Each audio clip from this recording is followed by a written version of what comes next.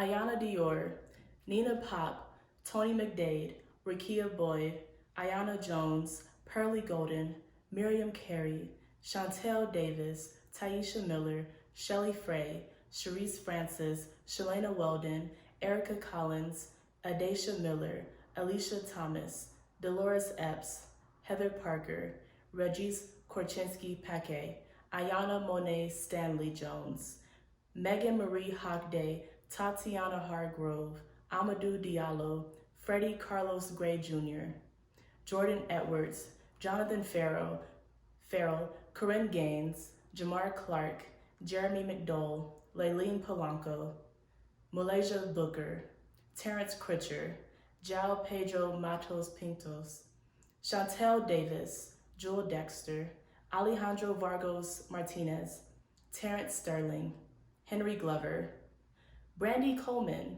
Berea Johnson, James Brissett, Ronald Madison, Willie McCoy, Eric Garner, John Crawford II, Michael Brown, Ezell Ford, Dante Parker, Michelle Cousseau, Laquan McDonald, Tanisha Anderson, Akai Gurley, Tamir Rice, Rumaine Bribson, Jerame Reed, George Mann, Matthew Ajubaid, Frank Smart, Natasha McKenna, Tony Robinson, Anthony Hill, Maya Hall, Philip White, Eric Harris, Walter Scott, William Chapman II, Alexia Johnson, Brendan Glenn, Victor Manuel LaRosa, Jonathan Sanders, Freddie Blue, Joseph Mann, Salvador Ellswood, Sandra Bland, Albert Joseph Davis, Darius Stewart, Billy Ray Davis, Samuel DuBose, Michael Saby, Brian Keith Day, Christian Taylor, Troy Robinson, Asams Farrell Manley, Felix Cooney, Keith Harrison McLeod, Junior Prosper,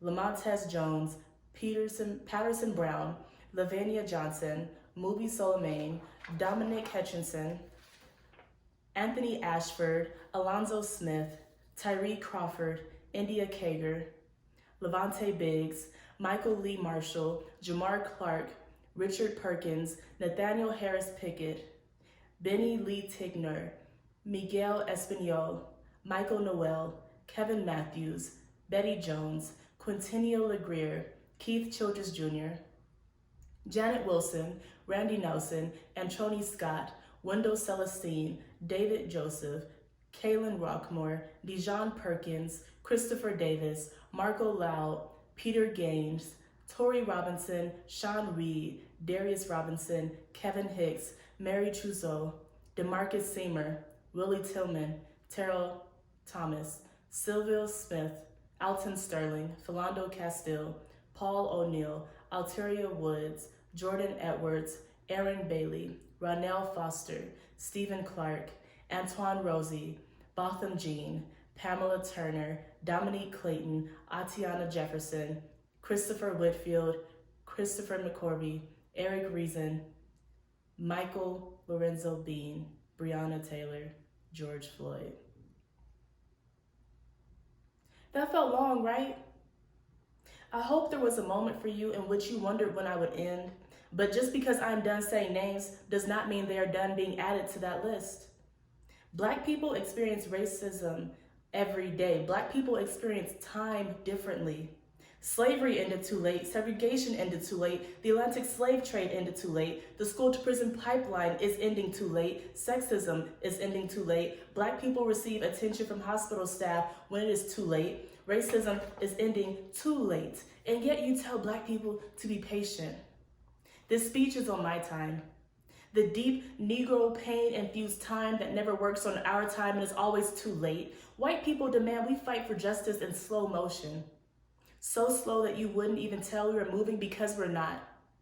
I am at least 8 generations deep in this land, and I carry the exhaustion of every single one of my ancestors. My ancestors have used all of the time in their lives. It has been over 146,456 days, 3,514,944 hours, 210,896,640 minutes, and 12,653,798,400 seconds. since the first slaves touched down on this stolen land. Let me remind you that Black lives are not a political issue. It is a humanity issue. The United States is in a humanitarian crisis. We want justice now, immediately, on our time, not next week, not tomorrow, not after you've watched your TV show, not after you're done walking your dogs. We want an immediate end to all forms of racism and exploitation in the Black community. Not only do we want an end, we want our time back. We want the time of those killed at the hands of racism and the government back. If you still believe that Black people have to wait and be patient, you haven't been shot 55 times in 4 seconds like Willie McCoy was, and you have yet to acknowledge how quickly time moves for white people. We are tired and we have been patient. In fact, we have been so patient and polite that racism is still killing us and stealing life right from under Black people. We have 246 years of slavery, 99 years of Jim Crow laws, 86 years of lynching, and 14 years of civil rights to recover from. Epigenetics is the study of how DNA can be changed without changing the DNA itself. In other words, it is how your body expresses your inherited DNA. Some things that negatively impact this expression are poverty, abuse, anxiety, stress, and wealth. All things that manifest negatively in the Black community as a direct result of racism. As humans, our genetic expression is altered every single time we come in contact with something. Negative exposures cause premature death, diseases, and mental illnesses like alcoholism and depression and drug dependency. On average, the wear and tear from racism takes 6 years off the lives of Black people. Not only is our time literally being stolen by racism, that same deficiency is now being passed down to our children. A woman is born with all of her eggs, which means that they formed inside of their grandmothers. And that my grandmother's genetic expression will to some extent manifest in me. My body will respond to racism in similar ways that my ancestors have because they have shaped a large part of my genetic expression. To condense this thought, I am saying that racism is damaging to Black people now and in the future, and that it will take at least 2 generations to recover a healthy genetic expression. We are in debt to a time that does not even exist yet. This is not a time to be patient. We are dying. Our lives are at stake every single minute and second that racism has not been eradicated. For all my allies who checked on me during this, it is strange that you have been silent before this. It is strange that you were uncomfortable that I brought up my experiences with racism before this. It is strange that you did not check on me every single day we interacted because I experienced racism in some form every single day. There are no breaks from racism. I cannot simply get tired and hang it up in the closet. It is strange that you chose to do nothing about many of the racially charged incidents that you saw in your daily life because you were afraid of being too radical and too controversial, as if advocating for Black humanity is controversial. To the ally who cried to me at In-N-Out, please save your guilt. To the ally who paid for my groceries during this protest, thank you for personally beginning the journey of reparations. To the allies who are more afraid of being viewed as racist and actually doing something than learning how to help, your actions are seen, and they are not enough. Black people have a way of knowing. We know when our presence isn't welcome. It is a deep, deep spiritual twist that tells us to watch our back. We know how our back stiffens and our stomach tightens, that our skin is being viewed before our humanity. To the people who have just now checked on me, you should have checked on me on my time, my Black time, when I was hurting from racism long before today. Your apologies are too late. It is impossible to say that you are outraged by recent events. It is impossible to say that you are confused by recent events. It is impossible to say that you did not know racism was this bad. It is impossible that after 400 years of brutality and murder that anyone is surprised at the recent events. You had 400 years to understand all of the events taking place in this country and what this country has done to other countries all around the world. White people went to war with each other because they couldn't agree to end slavery with a simple conversation, which killed over 600,000 Americans. Why didn't they just peacefully ask each other to make slavery illegal?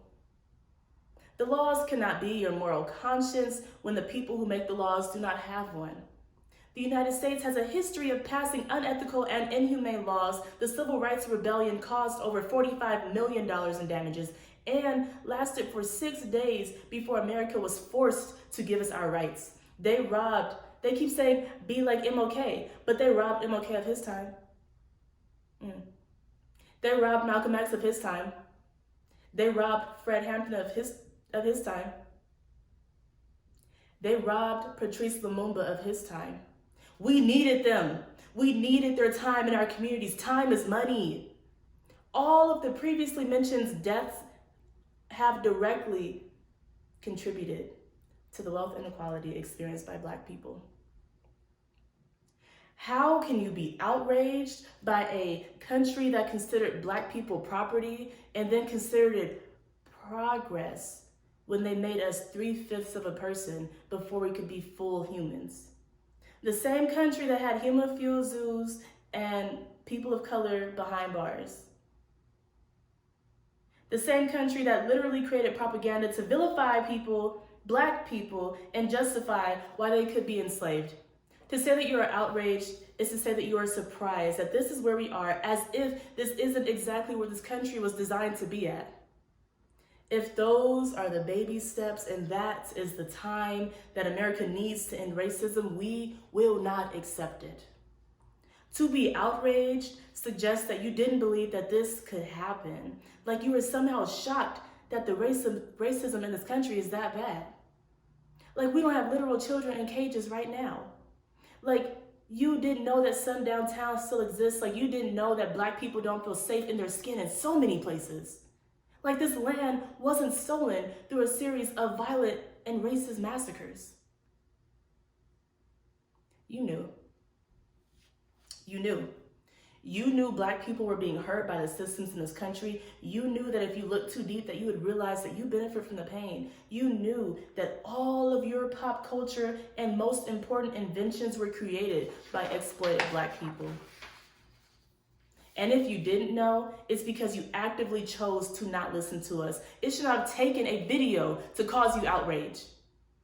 Black scholars have dedicated their lives to explaining this. They have made books, talkbacks, podcasts dedicated to everything I've said before this. If you are truly outraged by all of this because you saw a video, then you have actively chosen to ignore the cries for help that the Black community have been shouting for centuries. Long, echoing cries for help that you could not be mobilized by. Save your guilt and apologies. Just start doing things that matter. Start being anti-racist. Start dismantling institutions that harm Black people, the people who literally use their bodies to build this country. It is not our fault that this is happening to us. It is solely that of the creators and the people who uphold it. People get uncomfortable with the idea of Black people being true victims, as if we weren't forcibly ripped from our native land and then forced to work for free, not receiving a single ounce of monetary gain for over 246 years, while this country actively destroyed all Black familial bonds and historical roots. People are uncomfortable with the idea that African Americans can own anything we deem as culturally sacred. When slaves were brought here, the slave masters shaved their heads so that people could not find their tribe or practice their culture. These same people who work on their time and apologize on their time, feel guilty on their time, are the same people who reinforce racism. A word on riots and looting: if you think that Black people have not patiently and peacefully asked to be freed from police murders and racism, you are wrong. Black people have been asking peacefully for decades. There is no governing conscience for Black people to appeal to. America moves on white time, a time that is meant to render Black people motionless. But right now, Black people and allies are running. They're running and they're taking their time and their wealth and their resources with them to redistribute the livelihoods by any means necessary. The people have asked politely and now they are taking. Peaceful protests for racial inequality are and have always been a myth. Every single black racial liberation in the world has been violent. There were over 250 violent slave rebellions aimed at gaining freedom in this country, and more in the world. After the civil rights protest march to the Capitol, the government gave itself permission to tear gas peaceful protesters. A tear gas that has been globally banned in warfare but can still be used on American people. They are gassing American people today.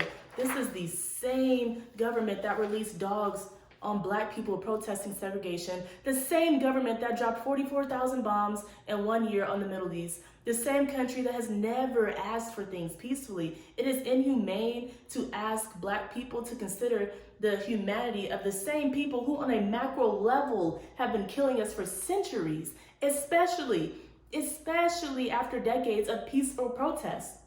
Black people do not have a history of being violent. We didn't seek to conquer the world and kill anyone in the way.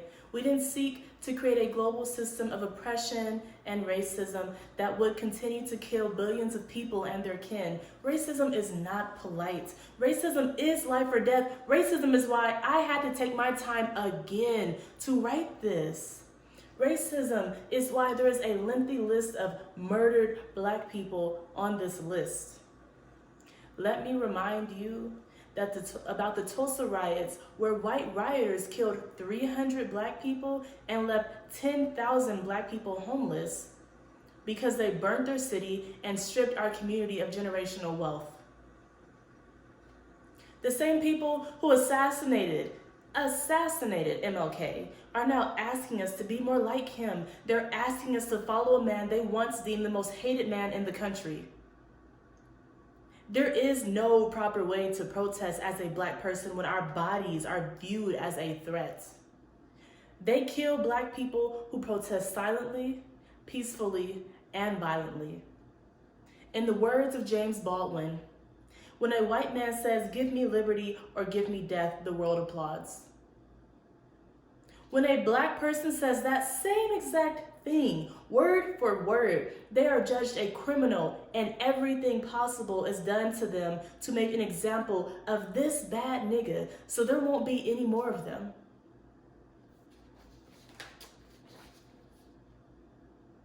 As a Black woman, I am tired. I am tired of losing Black people at the hands of the police and racism. I am tired of waiting. I am hurt at all the ways in which my humanity has been erased. I am hurt that I have to write this paper. I am hurt that I am still performing the emotional labor that my ancestors already paid in blood for.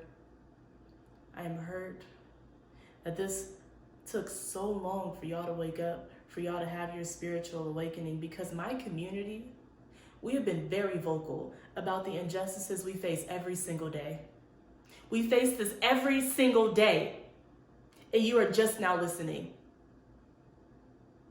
Unfortunately for many, I am not as patient as my ancestors. I want liberation, and I want it immediately.